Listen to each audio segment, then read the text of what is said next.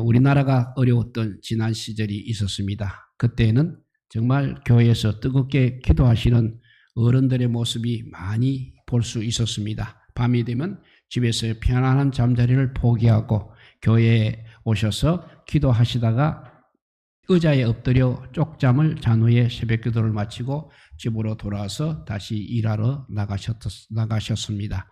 또 시간이 되면 기도원에까지 올라가서 산에 올라가 밤새도록 가정과 교회와 나라를 위해서 기도하셨습니다.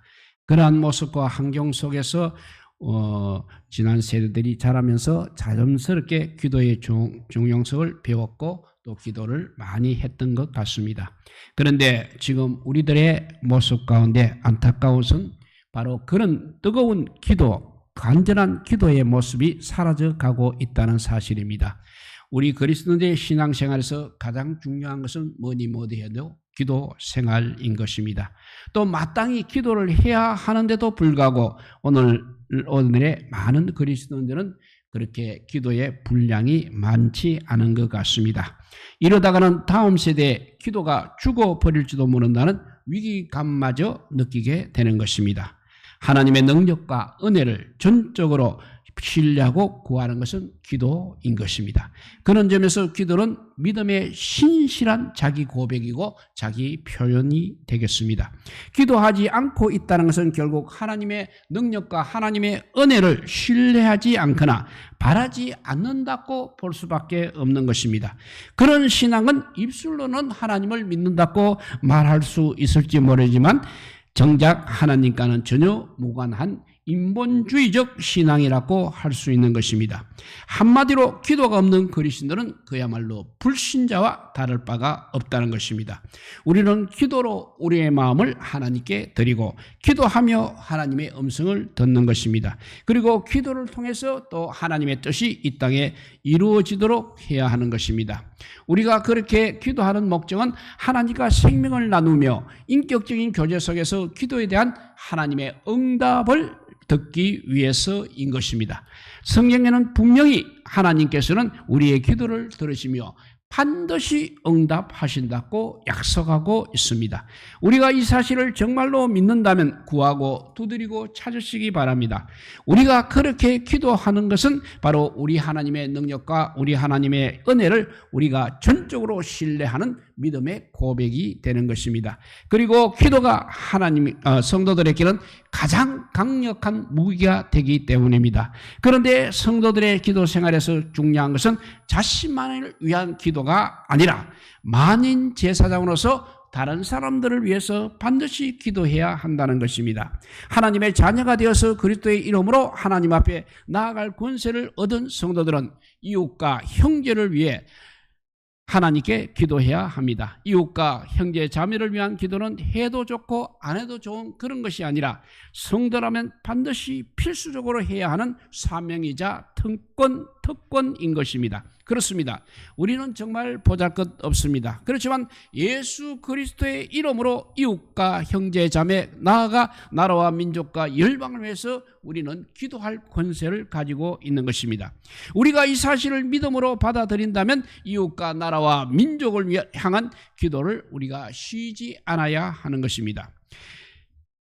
쉬지 말아야 하는 것입니다. 무엇보다도 내가 살고 있고 우리의 후손들이 살아갈 이 땅과 이 나라를 위해서는 반드시 기도해야 하는 것입니다. 요즘 우리나라가 처한 현실을 생각해 보면 가슴이 답답하고 숨이 막힐 때가 있는 것입니다. 장차 이 땅에 살아갈 우리의 후손들을 생각하게 되면 저들이 앞으로 이 땅에서 과연 어떻게 살아갈까 하는 염려와 걱정이 떠나지를 않는 것입니다. 중국의 위대한 역사가 사마천은 지난 일을 기술하여 다가올 일을 안다고 했습니다. 그러니까 과거 속에 우리가 미래를 알 수 있다는 것입니다. 지나간 과거를 들여다보면 다가올 미래를 알 수 있는 것입니다. 그래서 역사는 현재를 비추는 거울입니다. 그리고 미래의 길을 제시하는 나침판인 것입니다. 그리고 역사를 우리는 항상 반면 교사로 삼아야 한다는 것입니다.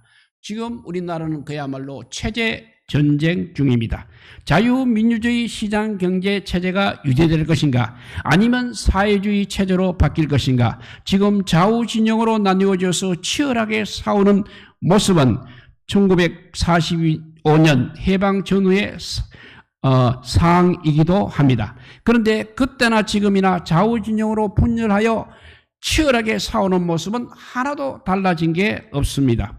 그리고 그 피해는 고스란히 백성들이 다 짊어져야 한다는 것도 똑같은 것입니다. 1945년 제2차 세계대전이 끝나고 당시 해방된 나라들 가운데 자유민주주의 시장경제체제에서 빈곤을 물리치고 세계 경제 대국이 된 나라는 우리 대한민국이 유일하다고 합니다. 그런데 이 자유민주주의 체제에서 이루어났던 대한민국이 까딱 잘못하게 되면 붕괴될 수도 있다는 풍전등화와 같은 위기에 놓여 있습니다. 세계에서 실패하고 무너진 그 사회주의 사상이 우리나라에서는 오히려 더 기세를 올리면서 좌우 이념 논쟁으로 치열하게 싸우고 있다는 사실입니다. 어느 나라나 어느 시대를 막론하고 좌우 대립은 존재하기 마련입니다. 그러나 그들은 그래도 국가와 국민을 위한 이념 대립이었습니다. 그렇지만 지금 현재 우리나라에서 벌어졌었고, 우리나라에서 벌어졌고 지금 벌어지고 있는 좌우 이념 대립은 국가, 국민을 위한 것은 전혀 아니고 자신들의 헤게모니를 차지하기 위한 위함입니다. 자신들의 헤게모니를 차지하기 위함에 있을 뿐이라는 것입니다. 그것을 위해서 저들은 대한민국에는 배가 가라앉든지 말든지 파선을 하든지 말든지 전혀 상관하지 않고 끝이 없는 싸움을 하고 있는 것입니다. 그래도 지금 우리나라는 세계 10대 경제 대국이라고 합니다. 그런데 그렇게 쌓아 올리기는 어려워도 무너뜨리는 것은 정말 한순간일 것입니다. 우리나라라고 결코 예외일 수는 없는 것입니다. 우리의 부모님 세대가 먹고 싶은 것을 참아가며 허리띠를 졸라매고 일으켜 세웠던 그 경제를 우리의 세대가 어쩌면 다 무너뜨릴 수도 있는 것입니다. 그러므로 믿음의 성도들인 우리는 생명을 거는 자세로 나라를 위해서 기도를 해야 할 때입니다. 지금이야말로 역사의식을 가지고 우리나라와 우리의 후손들이 살아갈 대한민국을 위해서 부르짖어 기도하는 사람이 절대적으로 필요한 때입니다. 성경에는 나라와 동족을 위해 자신을 내놓고 기도했던 사람들이 많이 기록되어 있습니다. 오늘 본문에도 역시 절체절명에 처한 나라의 위기 앞에서 하나님 앞에 나아가 기도하는 한 사람의 모습을 우리가 볼 수 있습니다. 바로 남유대 제4대 왕이었던 여호사밧입니다. 여호사밧은 다윗처럼 믿음이 좋은 왕이었습니다. 여호사밧은 통치 초기에 국방을 강화하고 종교개혁을 단행하여 우상과 관련된 산당들을 제거하였습니다. 뿐만 아니라 각 지역으로 레위인들을 보내서 백성들에게 율법을 가르쳤습니다. 그 결과 역대기 저달은 여호와께서 여호사밧과 함께 하셨고 나라를 그의 손에서 견고하게 하셨다고 기록하고 있습니다. 그리고 여호사밧이 통치하던 남유다는 솔로몬 이후에 최고 전성기를 누리고 있었습니다. 그럼에도 불구하고 솔로몬 이후에 분열되었던 당시의 남유다는 북이스라엘에 비해 모든 면에서 약했습니다. 그래서 여호사밧은 자신의 아들을 북이스라엘의 아합의 딸과 정략 결혼을 시켜서 사돈관계가 되고 서로가 군사동맹을 맺었던 것입니다. 그렇게 함으로써 그는 북이스라엘로 인한 위협을 사전에 차단하고자 했을 것입니다. 그런데 우리가 잘 알듯이 아합 왕이라는 사람은 북이스라엘의 역대 왕들 가운데 가장 악한 왕이었습니다. 또한 그의 아내는 더 악한 이스벨이었습니다. 그럼에도 불구하고 여호사밧은 북이스라엘의 아합 왕과 정략적인 결혼을 통해 군사적 동맹 관계를 맺었습니다. 그리고 아합의 요청으로 북이스라엘과 연합하여 아람의 길앗 라못으로 치려고 갔다가 참패를 당하고 자신은 겨우 살아서 예루살렘 궁으로 돌아오게 됩니다. 그때 그는 선지자 에후로부터 이런 책망을 듣게 됩니다. 왕은 악한 자를 돕고 여호와를 미워하는 자를 사랑하는 것이 옳다고 생각하십니까? 라는 강한 책망을 선지자로부터 듣게 됩니다. 그 이후 여호사밧은 분노하거나 원망하지 않고 겸손하게 회개를 합니다. 그리고 백성들을 하나님 앞에 바로 서게 하기 위해서 최선의 노력을 다했습니다. 그런 2차 종교개혁을 통해서 왕궁에만 머물러 있지 않았습니다. 전국을 순회하면서 직접 백성들을 찾아다니면서 그들로 하여금 하나님께로 돌아오게 했던 왕이었습니다. 그리고 남유다의 주요 성읍마다 재판관을 세우고 사법제도를 정비하는 등 내치에도 전념하였습니다. 그 결과 남유다는 하나님의 축복을 받아서 역대리로 가장 강성해질 수가 있었던 것입니다. 이보다 더 좋을 수가 없는 것입니다. 그런데 바로 그때 국가적으로 심각한 또 위기의 사건이 터지게 됩니다. 역대하 20장 1절에 보면 그 후에 모압 자손과 암몬 자손들이 마온 사람들과 함께 와서 이 여호사밧을 치고자 한지라 했습니다. 어느 날 모압과 암몬 그리고 마온 사람들이 연합군을 형성해서 이 조그만 남유다를 쳐들어왔다는 것입니다. 여기에서 마온은 바로 에스의 후손인 에돔 사람들을 말하고 있습니다. 이들은 다윗 시대에 정복되어 이스라엘 승리는 조공국으로 있었던 것입니다. 그런데 아합이 죽고 북이스라엘이 쇠퇴하자 이들 세 민족이 이제 독립을 선언하고 연합해서 약체로 보이는 유다를 쳐들어온 것입니다. 한마디로 여호사밧 남유다는 상당한 위기에 직면하고 있는 것입니다. 이들 연합군이 쳐들어왔다는 보고를 들은 여호사밧의 1차적인 반응은 바로 두려움이었습니다. 그런데 여호사밧은 계속해서 두려움만 사로잡혀 있지는 않았습니다. 그는 그 소식을 듣자마자 즉각적으로 하나님 앞에 나아가서 기도를 하였습니다. 그는 이전에 아합과 군사적 동맹을 맺음으로써 국가의 위기를 차단해 보려고 했던 그런 정치적 타협이라든지 인간적인 방법이 아니라 이제는 하나님께 항복하듯이 납작 엎드렸다는 사실입니다. 왜냐하면 그것만이 남유다가 구원을 받고 자신이 살 수 있는 유일한 길임을 알았기 때문입니다. 그렇다면 나라의 심대한 위기 앞에서 여호사밧이 드렸던 기도의 특징은 무엇이겠습니까? 그리고 우리나라 대한민국이 직면한 이 현실의 위기를 놓고 하나님 앞에 우리가 어떤 기도를 드려야 하는 것입니까? 첫째로 하나님의 권세와 능력을 의지하고 기도했습니다. 6절에 보니까 이르되 우리 조상들의 하나님 여호와여 주는 하늘에서 하나님이 아니시니까 이방 사람들의 모든 나라를 다스리지 아니하시나이까 주의 손에 권세와 능력이 있사오니 능히 주와 맞설 사람이 없나이다 라고 했습니다. 여호사밧은 위기에 처한 나라의 문제를 놓고 기도하기에 앞서서 먼저 기도의 대상부터 부르고 있습니다. 우리가 기도할 때 누구에게 기도하느냐는 하는 그 기도의 대상은 참으로 중요한 것입니다. 이방인들이 하는 기도의 대상은 그들의 필요에서 가공되고 만들어낸 것이기 때문에 본래 존재하지도 않는 것입니다. 따라서 그들의 기도는 있지도 않은 대상에게 올려지는 기도이기 때문에 허무하고 무익한 것입니다. 그렇지만 우리가 드리는 기도는 그 대상이 너무나도 분명한 것입니다. 바로 하늘에 계신 우리 아버지이십니다.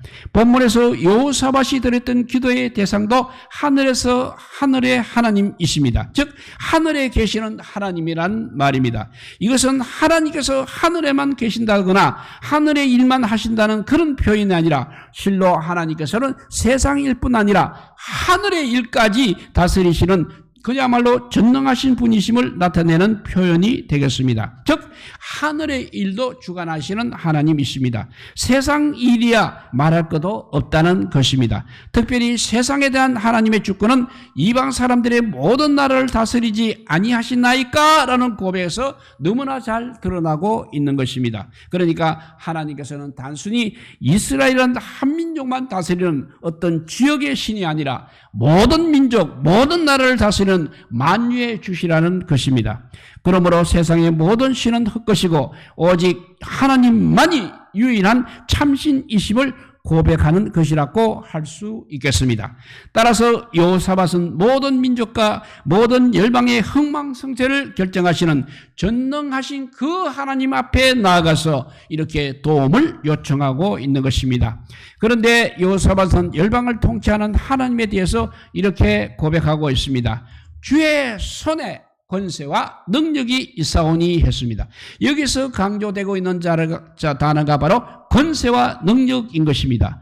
구약 성경에서 권세라는 단어가 하나님의 행동과 관련해서 사용될 때는 주로 위기에 처한 자기 백성을 구원하시기 위해 직접 싸우시는 전사의 하나님이라는 의미를 가지고 있습니다.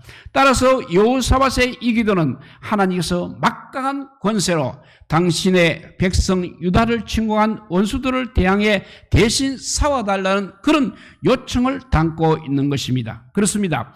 권세와 능력이 무한하신 하나님께서는 그의 백성들을 위해서 대신 싸워주시는 분이십니다. 전능하심과 막강한 권세가 있는 하나님께서 싸우게 되시면 과연 누가 맞서 싸울 수가 있느냐 하는 것입니다.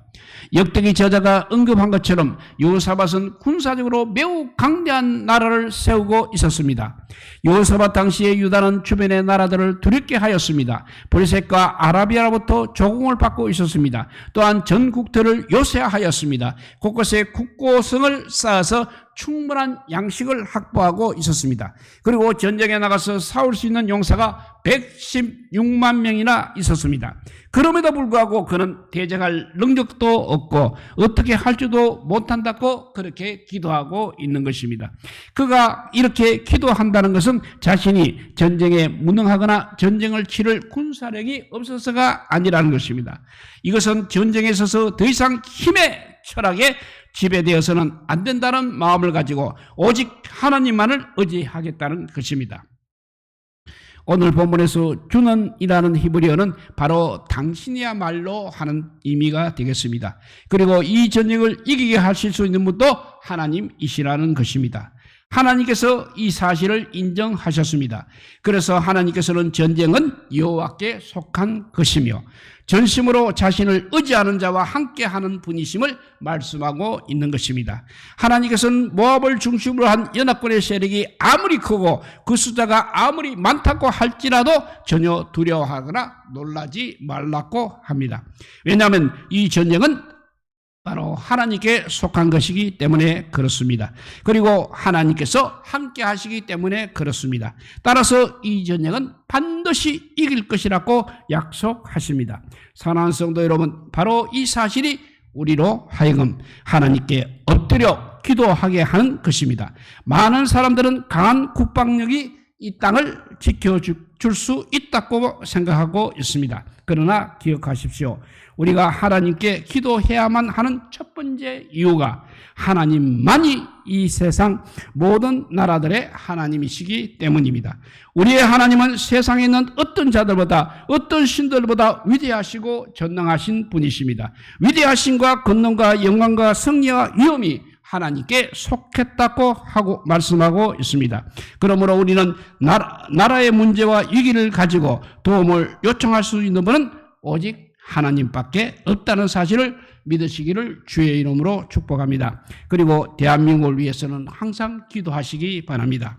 이렇게 나라의 심대한 위기 앞에서 여호사밧이 드렸던 기도의 특징 첫째가 하나님의 권세와 능력을 의지하고 기도했다는 사실입니다. 두 번째는 하나님의 이런 언약의 말씀을 기억하며 기도했다는 것입니다.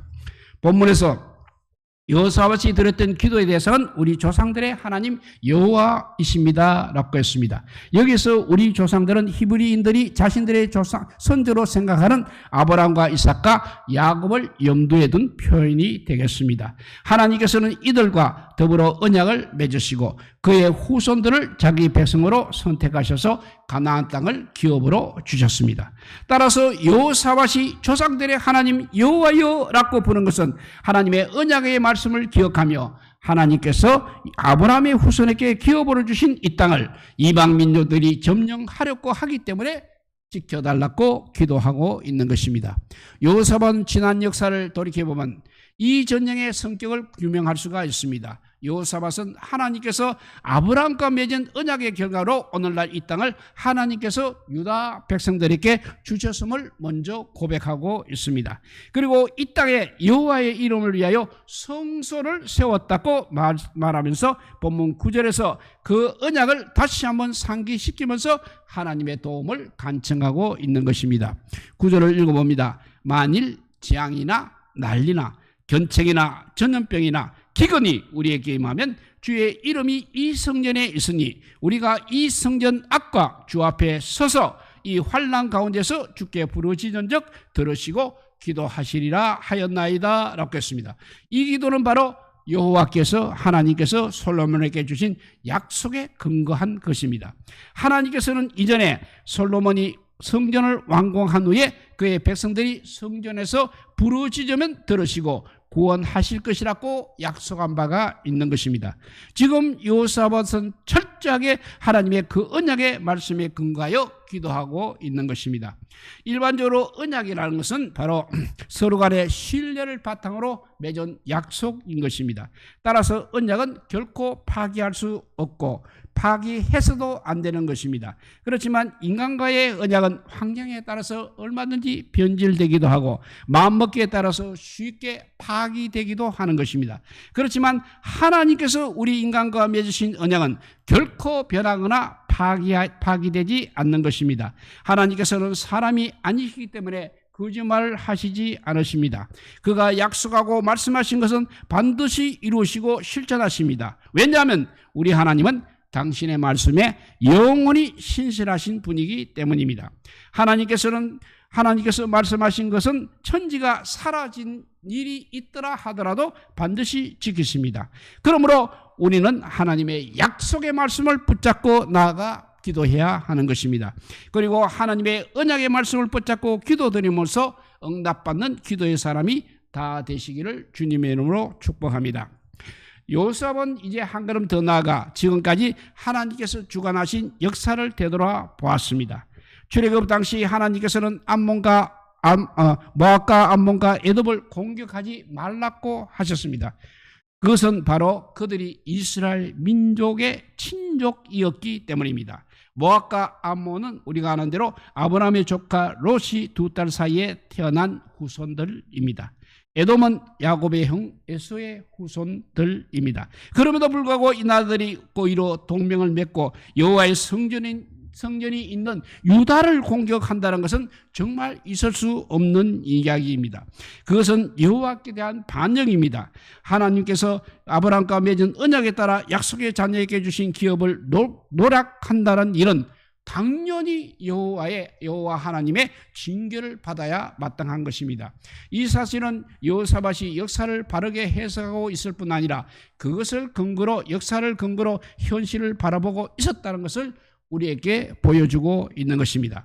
그리고 여호사밧은 하나님께서 조상들과 언약하신 그 말씀을 붙잡고 지금 기도하고 있는 것입니다.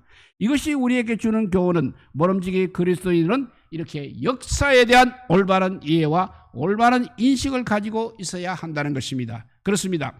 우리가 그리스도인이라면 편협된 어떤 이데올로기적 사관이 아닌 하나님의 구원과 섭리의 눈으로 우리나라 역사를 바로 보아야 하는 것입니다.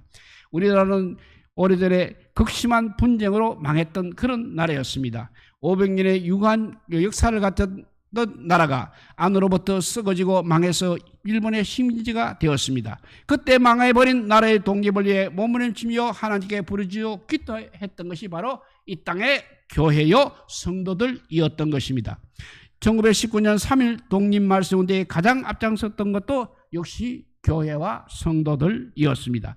때문에 3.1 운동이 진정되고 난 후 그 중심에 교회와 기독교인들이 있었다는 것을 알고 일본은 교회와 기독교인들을 극심하게 핍박했습니다.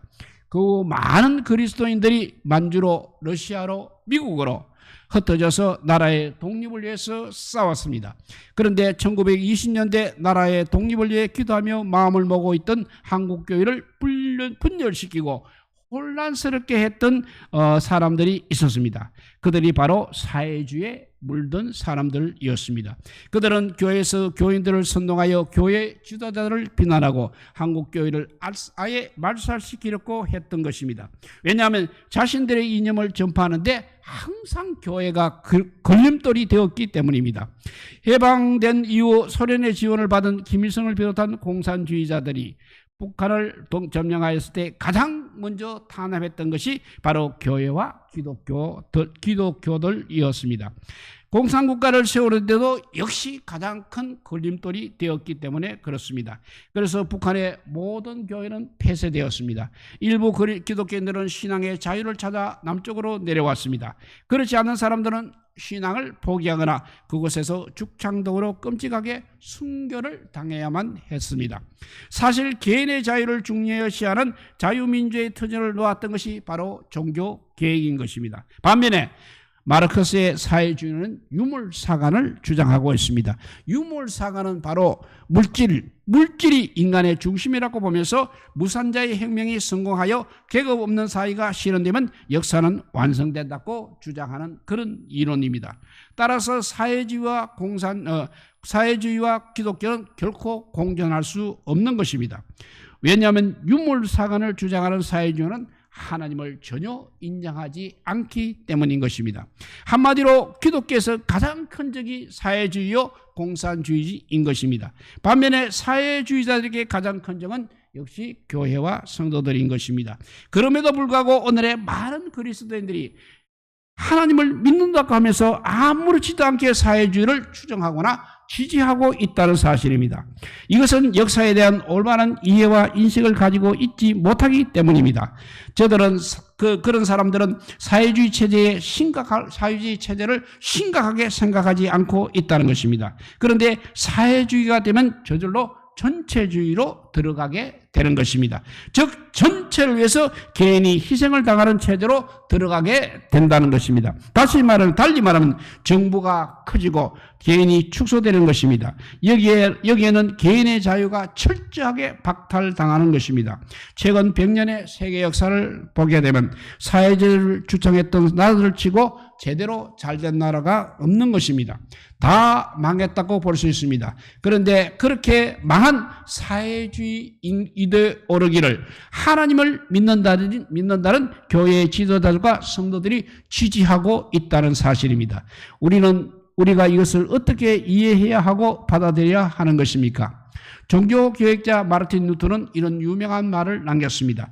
죽음에 이르기까지 복음을 믿으며 죽음 후에도 더욱 독일인이기를 원하노라고 했습니다. 이 말은 자기는 죽어도 그리스도인이고 또한 죽어도 독일인이라는 것입니다. 그렇습니다. 우리는 한국인으로서 예수 그리스도를 믿는 것입니다. 그러므로 내가 그리스도인한 자존심을 가지고 죽음으로써 하나님 앞에서 참된 신학을 지키고 한국인이란 자긍심을 가지고 나라와 민족을 사랑해야 하는 것입니다. 우리나라가 없다면 우리 역시 없는 것입니다. 우리나라가 자유민주주의 국가가 아니었다면 이 땅에서의 바른 신앙생활도 할 수가 없는 것입니다. 우리나라는 자유민주주의 경제체제에서 오늘 이만큼 이렇게 성장할 수 있었던 것입니다. 그것을 잊지 마시기 바랍니다. 우리는 그리스도인인 동시에 우리는 한국 사람들입니다. 한국인들입니다. 그러므로 우리는 주 앞에 서서 주께 부르짖은즉 들으시고 구원하시리라는 하나님의 언약의 말씀을 꼭 붙잡고 우리 대한민국을 위해서 기도해 주시기를 주님의 이름으로 축복합니다. 이렇게 나라의 심대한 위기 앞에서 여호사밧이 드렸던 기도의 특징 첫째는 하나님의 권세, 하나님의 능력을 의지하고 기도했다는 것이고, 두 번째는 하나님의 언약의 말씀을 기억하면서 기도했다는 것입니다. 세 번째는 함께 합심하여 드리는 기도였습니다. 역대하 20장 3절에 보면 여호사밧이 두려워하여 여호와께로 낯을 향하여 간구하고 온 유다 백성에게 금식하라 공포하매라고 했습니다. 여호사밧이 훌륭했던 점은 그가 위기의 순간에 이렇게 하나님께 엎드려 기도할 줄 알았다는 것입니다. 여호사밧은 자기 앞에 펼쳐진 절대적 위기를 하나님께서 자신에게 기도하라는 경고의 메시지로 받아들였다는 사실입니다. 그래서 여호사밧은 하나님께 기도했습니다. 그런데 여호사밧은 자신만 기도한 것이 아니라 온 나라에 금식령을 내리고 유다 모든 백성들로 하여금 기도에 동참하도록 요청을 합니다. 그래야 13절에 보게 되면 이때 모든 백성들이 다 함께 모였다고 했습니다. 국가적인 위기는 모든 사람들을 포함하는 것이기 때문에 외회가 있을 수 없는 것입니다. 그래서 유다의 모든 남자들이 자기들의 아내들과 아이들, 심지어 아주 어린 아이들까지 다 데리고 모였습니다. 그리고 저들은 합심하여 기도하였습니다. 사랑하는 성도 여러분, 지금은 우리가 기도로 모아야 할 때입니다. 개인적인 기도야 개인적으로 개별적으로 기도한다고 할 수 있지만 나라와 교회의 문제는 이렇게 함께 합심해서 기도해야 하는 것입니다. 이것을 잊지 마시기 바랍니다. 지금은 어느 때보다도 우리의 기도가 필요할 때인 것입니다. 우리나라는 지금 여러 가지로 위태롭고 어려운 시련을 겪고 있습니다. 사랑하는 성도 여러분, 우리나라 속에 기도가 끊어지고 우리나라를 위한 기도 소리가 끊어지게 되면 결국 우리나라는 망하고 마는 것입니다. 불이 다 꺼진다는 것입니다. 불이 꺼지게 되면 이 땅에는 어두움의 세력들이 더 세게 일어날 것입니다. 그렇지만 우리가 기도할 때 창조의 문이 열리게 될 것입니다. 죽어가던 영혼들이 살아나게 될 것입니다. 잠자던 영혼들이 깨어나게 될 것입니다. 어두운 곳에 빛이 비추어질 것입니다. 무기력한 곳에 힘이 생겨날 것입니다. 그리하여서 하나님께서 우리의 기도를 들어주시고 이 땅을 회복시켜 주신가 아울러 영적으로 세계를 다스리는 제사장 나라가 되게 해 주실 것입니다. 우리나라의 역사를 한번 되돌아보시기 바랍니다. 정말 어느 때는 망하는 나라 같았으나 흥했습니다. 무명한 나라 같았으나 유명했습니다. 없는 나라 같았으나 부유했습니다. 안 되는 나라 같았으나 결과적으로는 잘 되었습니다. 정말 오뚜기 같은 나라라는 생각이 듭니다. 그렇게 될 수 있었던 것은 우리 조상들이 교회와 골짜기에서 눈물을 흘리며 부르짖었던 그 기도가 있었기 때문입니다. 하나님께서는 그 눈물을 보시고 우리나라와 교회에 국렬을 베풀어 주셨습니다. 그런데 하나님의 국렬하심을 입고 복을 받은 우리나라가 지금 그야말로 위기에 직면해 있습니다. 우리나라가 더 심각한 위기에 직면하지 않도록 우리는 합심해서 이 시간 기도해야 하는 것입니다. 위기를 위기로 깨닫지 못하면 결국 망할 수밖에 없는 것입니다. 망하기 전에 그리스도인으로서 나라가 올바른 방향으로 나아갈 수 있도록 기도해야 하겠습니다. 사랑하는 성도 여러분, 우리나라 대한민국은 우리만 잘 사다가 끝나도 좋은 그런 나라가 아니라는 것입니다. 우리의 자녀들과 그 자녀의 자녀들이 평화를 누리며 대대로 살아가야 할 나라인 것입니다. 우리들은 우리의 후손들에게 과연 어떤 나라를 물려주고 싶으십니까? 자유가 박탈당한 채 먹을 것이 없어 쫄쫄 굶는 가난한 나라를 물려주고 싶으십니까? 지금이라도 정신을 차리고 나라와 민족을 위해서 기도하시기 바랍니다. 거짓되고 부패한 이려 같은 사건들에게 우리나라를 절대로 맡길 수는 없는 것입니다. 그러므로 하나님을 신뢰하는 바르고 정직한 위정자들이 하나님의 마음으로 우리나라를 이끌어가도록 기도해 주시기 바랍니다. 기도하는 한 사람이 기도하지 않은 민족보다 훨씬 강하다는 말씀이 있습니다. 우리 모두 기도함으로써 강력한 하나님의 나라를 이 땅에 세우고 기도하는 백성들이 되시기를 우리 주님의 이름으로 축복드립니다. 기도하겠습니다. 사랑의 하나님 감사합니다. 오늘 여호사밧을 통해서 하나님 나라가 어떻게 하나님의 기도의 응답으로 살아갈 수 있는지를 우리에게 가르쳐 주었습니다. 먼저 하나님의 권세와 능력을 의지하고 기도해야 한다고 했습니다. 두 번째는 하나님의 언약의 말씀을 기억하며 기도해야 한다고 했습니다. 세 번째는 항상 모여서 합심하여 드리는 기도를 해야 한다고 우리에게 가르쳐 주었습니다. 이 나라의 믿는 자들이 이제 회개하게 하여 주시옵소서. 특별히 이 나라의 기독교의 지도자들이 회개하게 하여 주시옵소서. 주님께서 주시는 그 무한한 은총, 자기 것으로 아버지 삼고 떵떵거리고 사는 것이 아니라 정말 하나님 나라와 그 의를 위해서 사용할 수 있게 하여 주시옵소서. 달라고 그렇게 기도하도록 회개하도록 주님께 회개하도록 기도하도록 우리가 기도해야 되겠습니다. 우리 모두 위급한 이 현실을 아버지 인식하게 하여 주시옵소서.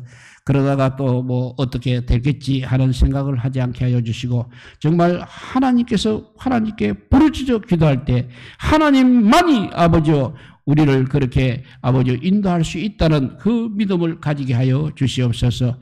형식적으로 기도하는 것이 아니라 정말 하나님의 보좌가 움직이도록 기도할 수 있는 이 기도의 때를 우리가 놓치지 않게 하여 주시기를 간절히 빌고 원하오며 우리 구주 예수 그리스도 이름으로 기도드리옵나이다. 아멘. 예,